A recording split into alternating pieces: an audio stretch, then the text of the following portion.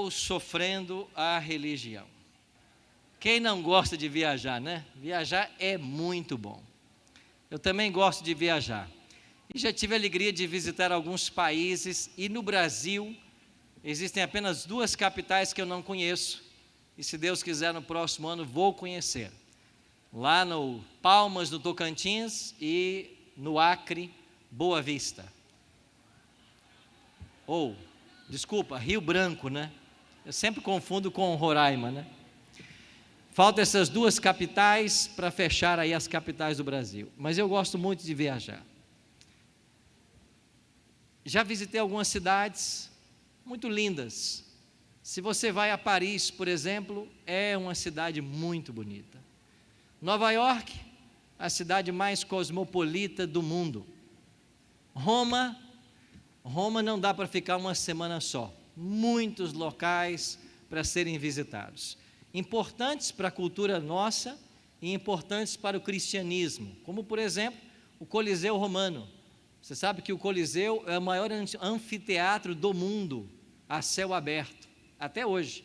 E ele foi inaugurado lá na década de 80, primeiro século ainda. E na inauguração dele, eles mataram milhares de animais e também milhares de cristãos. Então, viajar é muito especial. Pode passar. Agora, eu também gosto de visitar cemitérios. Não sei se você gosta, mas eu gosto.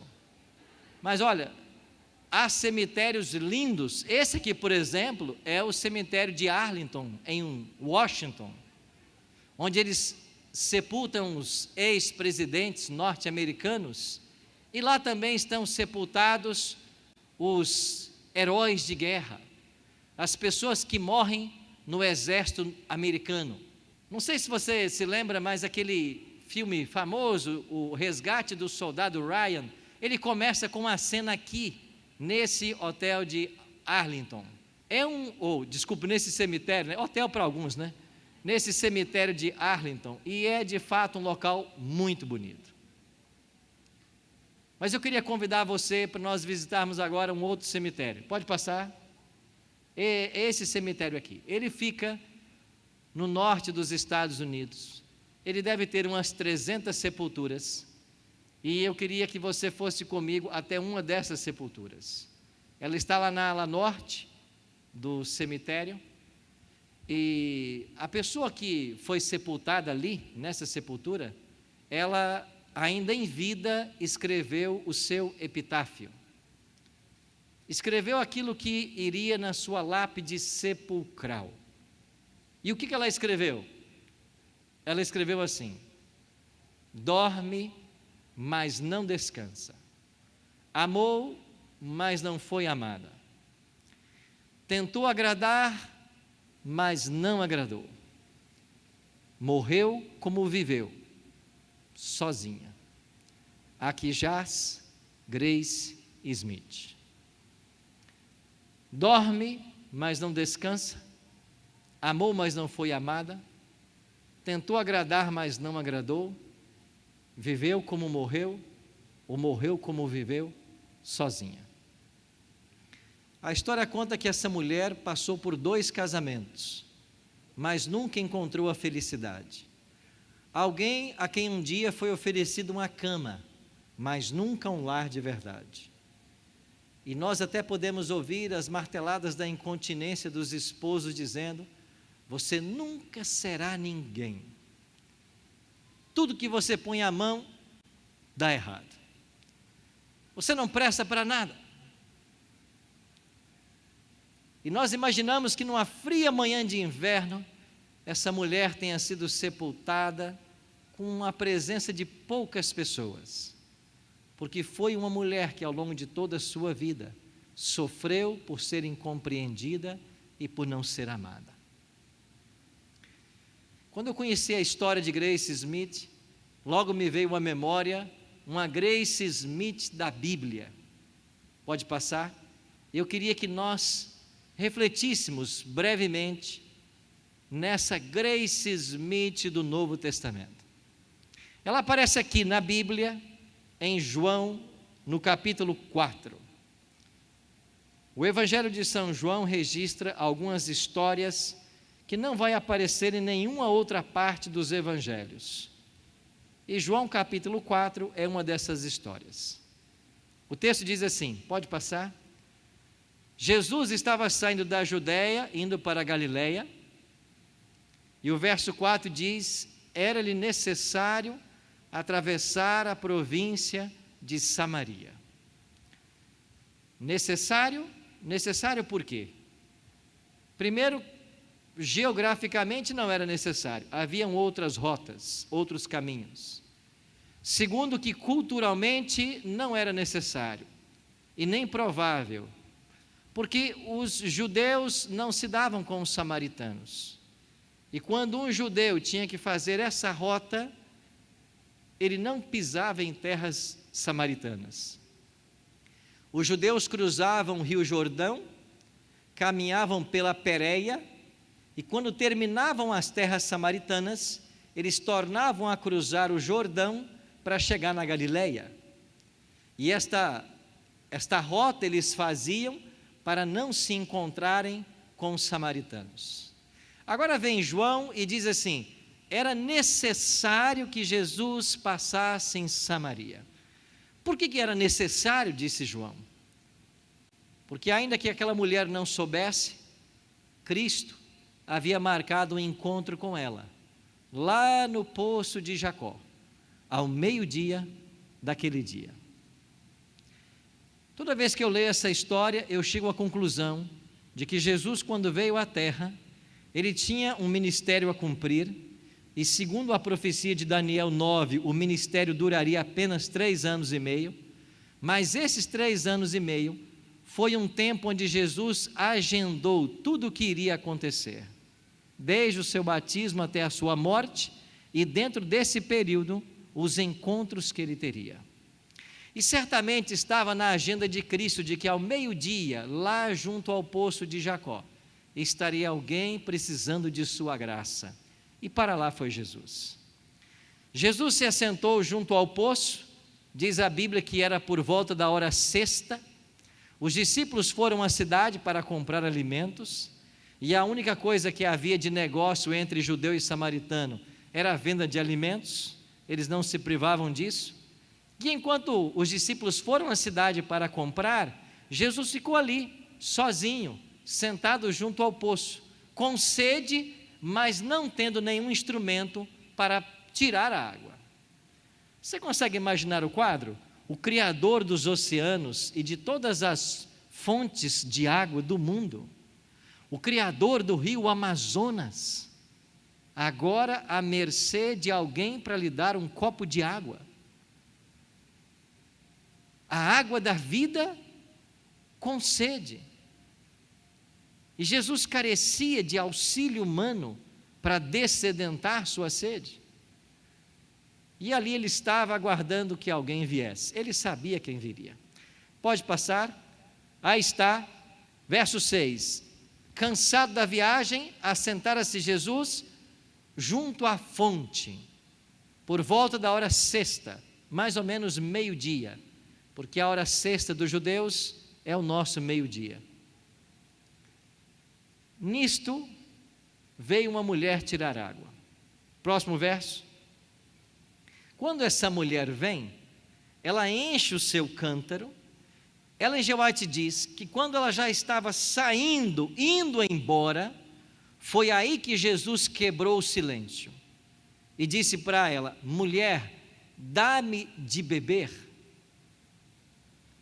E a mulher disse assim: como, sendo tu judeu, pedes de beber a mim, que sou mulher samaritana? Porque os judeus não se dão com os samaritanos. E por que é que judeus e samaritanos não se davam? Bom, você conhece a história. Quando o povo judeu voltou da Babilônia, Nabucodonosor havia destruído o santuário deles lá em Jerusalém, que Salomão havia construído.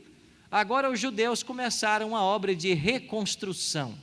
E os samaritanos, que era um povo misto, um povo sem ascendência certa, eles se ofereceram para ajudar os judeus e disseram assim: deixe-nos ajudar vocês e depois vamos juntos adorar a Deus no mesmo templo. Os judeus disseram: não, nós não vamos nos unir a outros povos. O templo é nosso, nós vamos reformá-lo sozinhos. E eles reformaram sozinhos. Aí começou a briga, porque os samaritanos foram rejeitados pelos judeus, a sua ajuda não foi benquista. O problema se acentuou porque no ano 108 a.C., um judeu chamado João Hircano destruiu o templo que posteriormente os samaritanos construíram. Porque já que eles não podiam adorar com os judeus, os samaritanos foram lá para o monte Gerizim e fizeram um templo. Inclusive do poço aonde estava agora esta mulher com Jesus, dava para se avistar as ruínas do templo samaritano no monte Gerizim. Então a briga ficou mais acirrada, porque primeiro não aceitaram a ajuda e agora os judeus vêm e destroem o nosso templo. Então, quando Cristo encontra com essa mulher, a briga já durava 4 séculos. Então a mulher se espantou de Cristo ter conversado com ela. E então Jesus diz assim para ela: olha, se você me pedisse água, eu te daria.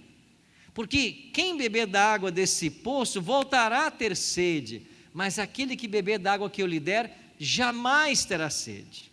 Então ela diz assim: Senhor, tu não tens com que tirar e o poço é fundo. Onde, pois, tens água viva? Ela se interessou por esta água que acabaria com sua sede para sempre. Mas aonde está essa água? O Senhor não tem com que tirar e o poço é fundo. E aqui eu queria fazer uma pausa com vocês. Você percebeu na leitura do texto? O verso 6 diz que Jesus se assentou junto à fonte, mas a mulher vai dizer que o poço é fundo. Você concorda que poço e fonte são duas coisas bem diferentes? Fonte é onde a água brota naturalmente. Poço é um orifício que deve ser cavado em busca de água. Mas o curioso é que quando você vai para o original grego do Evangelho de João, você descobre que João está usando exatamente duas palavras gregas diferentes. Uma palavra que significa fonte e a outra palavra que significa poço. E por que João está usando duas palavras gregas diferentes para o mesmo local geográfico? É porque no capítulo 4 de João, esta expressão tipifica a religião da mulher ou a religião de Cristo. A religião do poço, a religião da fonte. Pastor Arilton, o que é a religião do poço? Vivida pela mulher samaritana. Religião do poço é a religião do esforço, a religião do sacrifício, a religião da luta, a religião penosa. Quando eu era bem novinho lá em casa, nós moramos numa região onde não havia água encanada. E eu e meus irmãos, junto com minha mãe, nós buscávamos água num poço que havia perto da nossa casa. Meu pai conseguiu um tonel de água, de uns 200 litros, você deve se lembrar desse tonel, né? Grande assim. E a gente buscava água para encher esse tonel, para daí tirar a água para o alimento, para o banho, etc. E a gente caminhava uma longa distância em busca de água. E todas as tardes, no finalzinho do dia, era a hora de buscar água. Ninguém busca água meio-dia, quando o sol está a pino. Mas essa mulher foi meio-dia, porque ela não queria se encontrar com ninguém. E exatamente por isso ia nesse horário. Ela estava cansada dos comentários da vida dela. Ela não tinha uma vida digna, é claro, mas ela não queria ficar ouvindo isso o tempo inteiro. Um dia meu pai chegou e disse para nós assim: vamos cavar aqui no quintal um poço. E eu me lembro muito bem, eu era bem novinho, meus irmãos mais velhos, quando eles chegavam do trabalho, eles pegavam as ferramentas e eles começaram a cavar um poço no nosso quintal. E todos os dias eles faziam isso. E eu vi que meus irmãos começaram a criar calos nas mãos. Esses calos estouravam, sangravam. Tirar a terra do poço era um sacrifício enorme. E o pior não foi isso. O pior foi que depois de meses escavando, quando eles atingiram 8 metros de profundidade, meu pai disse assim: aqui não tem água, pode devolver a terra. E agora meus irmãos, que por meses haviam cavado aquele buraco, tiveram que simplesmente devolver a terra, porque não dava água. Isso é poço. A religião do poço é uma religião onde não há felicidade. Você cumpre mais uma obrigação social. Você mais vai à igreja para evitar que alguém sinta a sua falta do que a necessidade de estar lá para adorar a Deus. O tirar tempo por dia para a leitura da Bíblia, para o culto familiar, é um esforço penoso. Você não encontra alegria na religião. Esta é a religião do poço. Esta era a vida da mulher samaritana. Por isso ela chama aquilo de poço. Aonde Cristo se assenta era uma fonte, mas ela chama de poço. Fonte é algo diferente. Uma fonte onde a água brota naturalmente do lençol e ela sai com toda a força. A fonte gera um rio. Esta é a religião de Cristo. As coisas acontecem de formas naturais, espontâneas. Há alegria em viver a religião, há alegria no testemunho.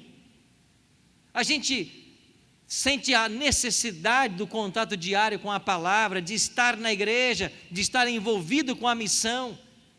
Isso faz parte do nosso DNA. Isto é religião da fonte.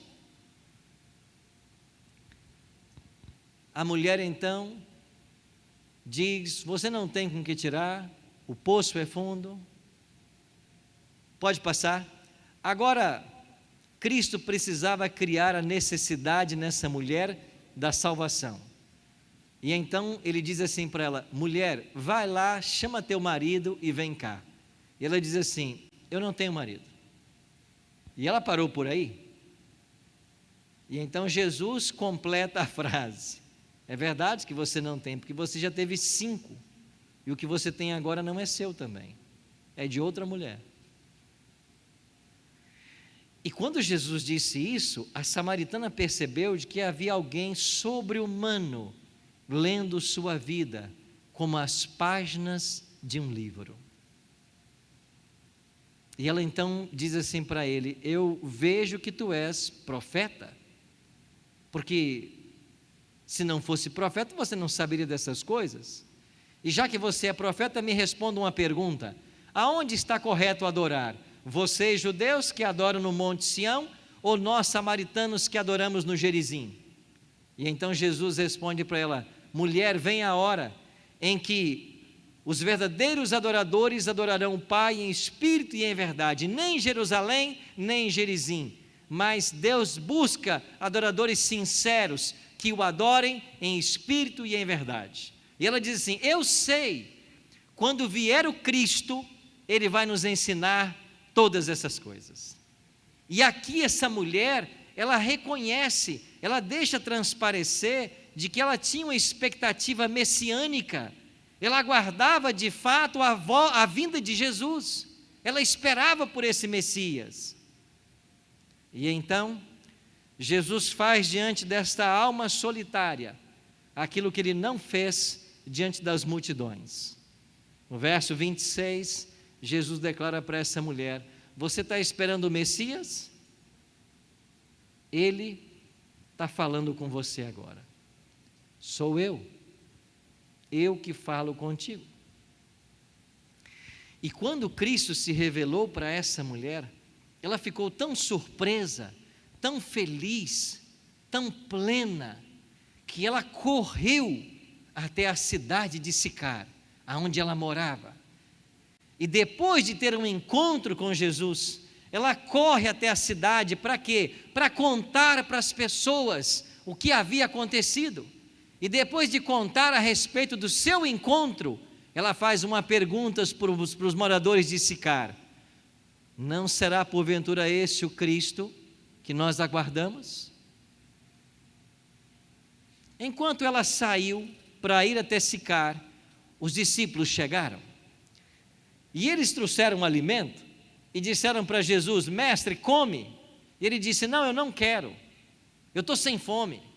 E os discípulos pensaram: será que veio alguém e deu comida para ele? E aí Jesus disse: não, é porque a minha comida e a minha bebida é fazer a vontade de meu Pai que está nos céus. Jesus estava saciado pela forma com que a graça havia alcançado a vida dessa mulher. E agora vai acontecer algo extraordinário. Jesus chama a atenção dos discípulos para as colinas. Ellen G. White diz que nas colinas ao redor estava plantado o trigo. E o trigo estava dourado, quase pronto para a colheita. E então Jesus faz uma pergunta para os discípulos e diz assim: vocês não dizem que ainda faltam 4 meses para a colheita? Sim, falta. E então Jesus diz assim: mas olhem para os campos, pois eles já branquejam para a ceifa. E sabe por que Jesus falou que os campos já estavam brancos ou maduros para a ceifa? É porque as vestes claras que os samaritanos vestiam para contrastar com os judeus que se vestiam de vestes escuras, estava agora os samaritanos caminhando no meio dos trigos, da plantação de trigo, a sua veste clara, junto ao cereal. Jesus aponta para esta cena e declara: os campos já estão brancos para a colheita. Ou seja, essas pessoas estão prontas para o Evangelho. E quando aquela multidão chega de Sicar, liderados pela samaritana, Jesus começa uma pregação.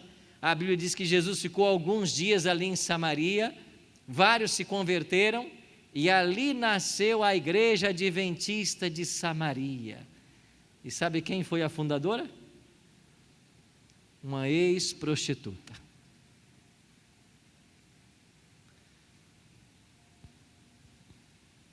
O João diz no verso 28, que quando Jesus se declarou o Messias para a mulher, João diz assim: ela, porém, deixando ali o seu cântaro, correu à cidade. Esse cântaro abandonado, junto à fonte de Jacó, fala para nós do fim de uma vida de insignificância. Esse cântaro abandonado, ele simboliza o fim de uma vida de sofrimento e miséria. E tudo isso só foi possível porque esta mulher teve um encontro com a água da vida. Jesus disse que aquele que bebesse da água da fonte voltaria a ter sede, mas se alguém bebesse da água que ele daria, o que ele pode dar, a pessoa jamais teria sede, pelo contrário, seria uma fonte a jorrar para a vida eterna. E foi isso que essa mulher se tornou. Ela aprendeu de Cristo e correu para a cidade. Ela se encontrou com Jesus e foi contar para as amigas. E agora uma grande multidão vem para se encontrar com Jesus, porque a água que ela experimentou, ela agora estava disposta a comunicar. E há muitos ensinos nessa história, mas um precioso é esse que está no slide. Primeiro, ela disse assim para Jesus: como sendo tu judeu, pedes de beber a mim que sou mulher samaritana? A conversa continua e ela vai dizer assim: Senhor, tu não tens com que tirar e o poço é fundo. Depois ela vai dizer: vejo que tu és profeta. e depois ela reconhece: não seria porventura esse o Cristo que nós aguardamos? Então você percebe na história da samaritana níveis de imersão do discipulado. A princípio, quem é Jesus? Um odiado judeu. Depois, um senhor de respeito. Depois, o porta-voz de Deus. E depois, o próprio Messias. É assim que acontece em nossa caminhada cristã. Quando nos encontramos com Jesus, Ele pode parecer para nós um desconhecido, mas o seu amor e o seu Espírito começam a influenciar nossa vida e pouco a pouco Ele nos transforma à imagem e semelhança dEle. E quando nós experimentamos desta água, quando primeiro a graça nos alcança, agora nós estamos desejosos de contar para todos aquilo que Jesus fez em nossa vida. E de fato, para isso que nós somos chamados. Porque quando você vai para Atos capítulo 1, verso 8, Jesus disse que vocês receberão poder para serem o quê? Testemunhas. Deus não precisa de advogados defendendo a Ele. Deus precisa de testemunhas contando o que Ele é capaz de fazer. Deus precisa que você conte o que Ele tem feito na sua vida. É isso que importa. Deus quer que você abandone a religião do poço e viva a religião da fonte. Porque a religião da fonte não é uma relação com a instituição. Tem o seu aspecto institucional, mas a religião da fonte é a sua relação com o próprio Deus, com o próprio Cristo. O cristianismo só faz sentido se a nossa relação é com Jesus Cristo. É por isso que esse Cristo que o Evangelho pinta, ele tem que saltar das páginas da Bíblia para a nossa vida. O seu cristianismo, amiga, tem que ser com Ele. A sua caminhada tem que ser aprofundada, é com Ele. E sabe que para aprofundar essa caminhada, Deus permite que certas coisas aconteçam. Como permitiu que acontecesse com essa mulher? Pode passar. Eu queria contar para vocês a história dessa foto. Aqui estou eu e minha esposa Juliana em cima de uma cama num hospital, no exato momento em que ela daria luz ao nosso primeiro filho, Rafael. Era o dia 7 de abril de 2014.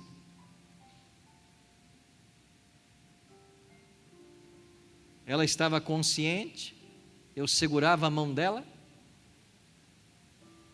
Ali estava a médica para fazer o parto, nós optamos por um parto humanizado. Ali estava também a doula que acompanhou as horas anteriores. Mas quando chegou a hora do bebê nascer e nós fomos então para o centro cirúrgico, o nosso filho demorou a sair, demorava de nascer. Aplicaram anestesia em minha esposa, que posteriormente entendemos que não foi apropriada. E todo o esforço que a minha esposa fazia para que o bebê nascesse não estava adiantando nada. E como o bebê não nascia, eu ouvi a médica chamar alguém às pressas e dizer assim: busquem o fórceps. Eu nunca tinha visto um fórceps, mas eles trouxeram aquele instrumento, aquelas garras de aço que se entrelaçam, e ela prendeu a cabeça de meu filho e puxou para fora. E quando meu filho nasceu, ele nasceu completamente sem sinal de vida. Não havia respiração, não havia sinal de vida. Ali estava uma pediatra que no mesmo instante entubou meu filho com um balão de oxigênio e tentava agora fazer com que ele respirasse pela primeira vez. E enquanto meu filho teve o cordão umbilical cortado às pressas e colocado em cima de uma maca fria, eu e minha esposa acompanhávamos a cena.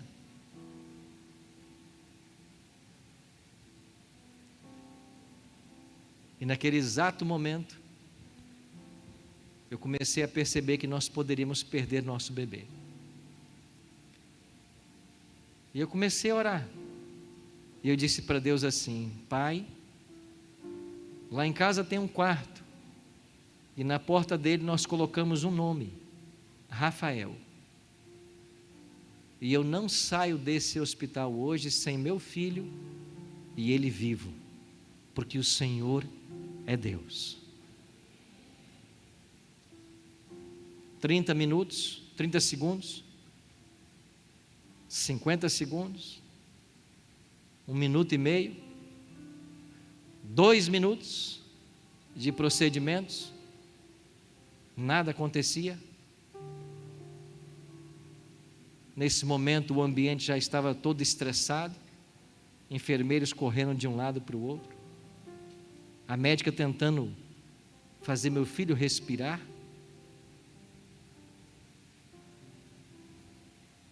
Eu segurava a mão de minha esposa, assistindo a cena, e eu só dizia para ele: Pai, eu não volto para casa sem meu filho vivo, porque o Senhor é Deus. E depois de mais de 2 minutos de procedimentos, meu filho deu um grito e começou a chorar. Foi a primeira vez que ele respirou. Pode passar o slide. E quando ele gritou, eu senti no semblante dos médicos aquele alívio. Mas agora restava uma pergunta. Meu filho, 2 minutos sem oxigênio. Isso poderia causar sequelas por toda a vida. E ele foi levado às pressas para uma UTI, onde começaram todos os exames. E depois de horas, todos os exames foram feitos. E veio a resposta: seu filho é perfeito. Ele não tem nada. Pode passar? Esse é o Rafael. Sabe que nós nunca imaginávamos passar por essa experiência. Mas Rafael é um nome bíblico. Aparece uma única vez na Bíblia. E na língua hebraica, Rafael quer dizer curado por Deus. Nós não sabíamos que ele passaria por essa experiência. Mas Deus sabia que um dia iria curá-lo. E foi por isso que Ele nos orientou a colocar nele o nome de que Deus cura. Eu estou contando essa história para você, para dizer para você que a nossa relação nesta igreja não é com a instituição, a gente também se relaciona. A gente se relaciona com as pessoas. Mas religião é você e Cristo, é a sua relação com Ele, é o quanto tempo você gasta ao lado dEle, é o quanto você conversa com Ele, é o quanto você é íntima dEle. Isto é religião. Pode ser que você esteja hoje sofrendo a religião, não vivendo. Mas esse Cristo, que sempre nos coloca em sua agenda, veio aqui essa tarde dizer para você que Ele tem um plano na sua vida. E pode ser que esse plano que Ele tem para a sua vida, para que Ele atinja o ideal divino, precise acontecer um verdadeiro milagre. Precise de uma renovação que só o Espírito Santo pode provocar. precisa de uma mudança no coração que você já tentou fazer e frustrou-se centenas de vezes. Mas o Deus que cura veio nessa tarde para oferecer para você a cura que você precisa. E eu queria orar, mas por alguém que nessa tarde sente que até aqui tem vivido uma religião do poço, mas queria ver uma nova dimensão na vida espiritual, que quer a partir de hoje passar a ter uma experiência mais profunda com Jesus, e quer suplicar que Ele faça na sua vida os milagres que você precisa. Eu quero orar nessa tarde apenas por milagres. Pai Santo, nessa tarde eu me uno com tuas filhas aqui nesse auditório, e todos nós estamos de pé no teu altar para dizer para o Senhor agora, em pensamento, o milagre que nós estamos precisando.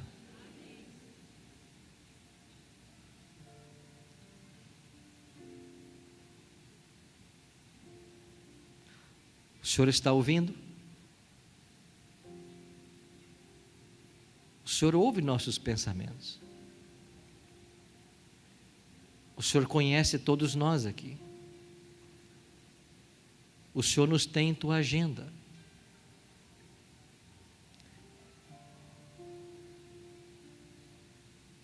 Nós estamos mentalizando agora para o Senhor o milagre que nós tanto precisamos. Se for da tua vontade, que esse milagre aconteça. Pai, para nós o pedido é agora, porque nós precisamos desse milagre, mas nós entendemos que ele pode acontecer no teu tempo, e que ele deve acontecer no teu tempo. Mas se este for o teu tempo, nos ajude, Pai, a testemunharmos do teu poder e dos teus milagres.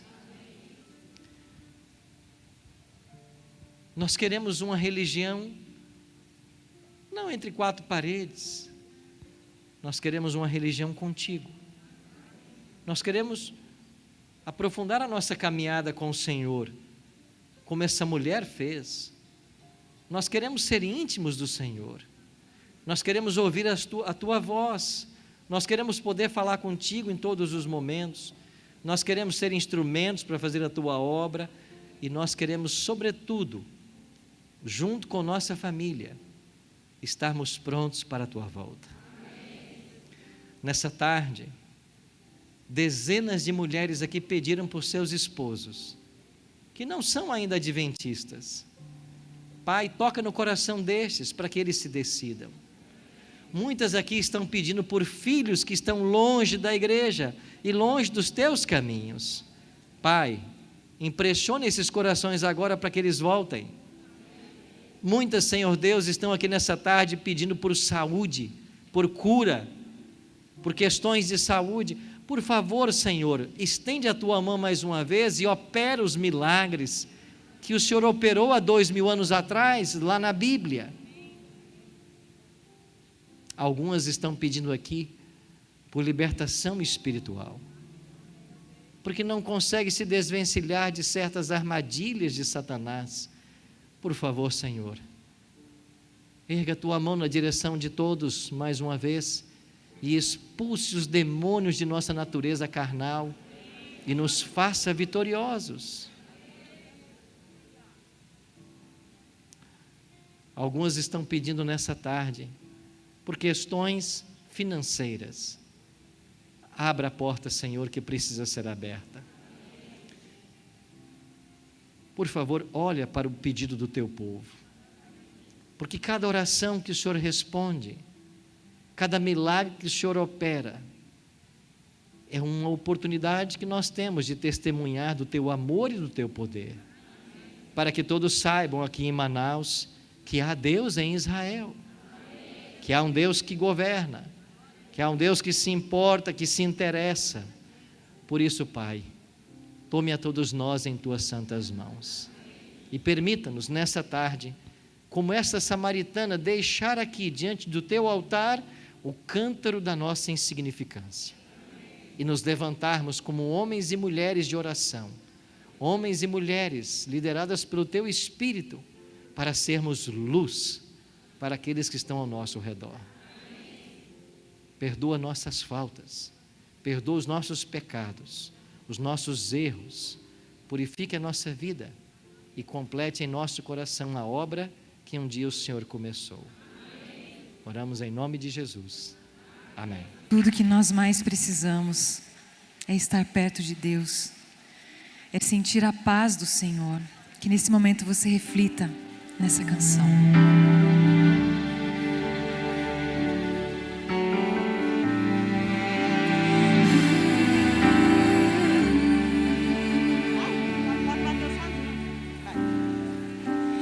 Tudo que eu preciso é estar perto de ti.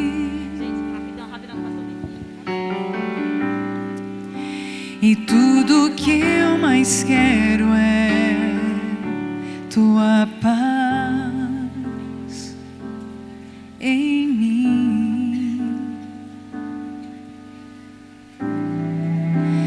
Mas o meu orgulho me faz desviar meu olhar. Como te ver com os olhos da fé? Vem me ensinar, eu estou aos teus pés. Não quero mais negar, não quero mais andar sem tua mão a me guiar. Nada melhor do que me entregar. Por isso aqui estou, sou teu e só tu és meu. Toma as nossas vidas, Senhor, reconstrói tudo, faz tudo novo de novo, meu Deus.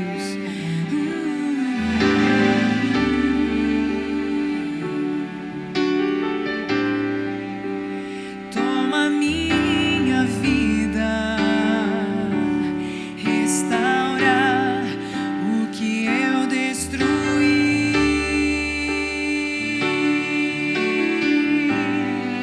Fiz castelos de areia e o mar derrubou.